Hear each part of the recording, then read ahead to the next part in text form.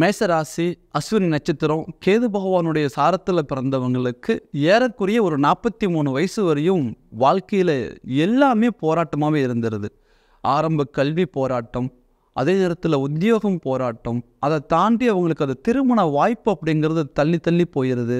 சொத்துக்கள் வாங்குறதில் அவங்க மிகப்பெரிய ஒரு சவாலை சந்திக்கிறாங்க. மீண்டும் சொத்துக்கள் கிடைச்சாலும் கூட அது அவங்களுக்கு ஒரு முழுமையான பலன் கொடுக்குற சொத்துக்கள் அமையறதில்லை.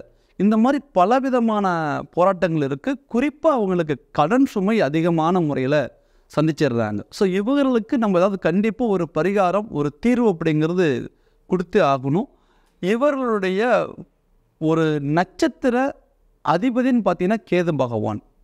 அந்த கேது பார்த்திங்கன்னா மிருகத்தலை அப்படின்னு சொல்லி சொல்கிறோம். ஸோ அப்போது இவங்க வாழ்க்கையில் மிருகத்தலை உள்ள தெய்வங்களை வணங்கும் பொழுது மிகப்பெரிய ஒரு வளர்ச்சி இவங்களுக்கு கிடைக்குது. தெய்வ ரீதியான வழிபாடு அப்படின்னா நவகிரக ஸ்தலமாகிய கீழ்பெரும்பள்ளம் கேது பகவானுடைய ஸ்தலம்.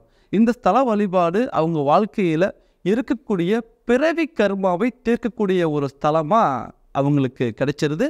நல்ல சிறப்பான வளர்ச்சியும் அவங்களுக்கு கொடுத்துரும்.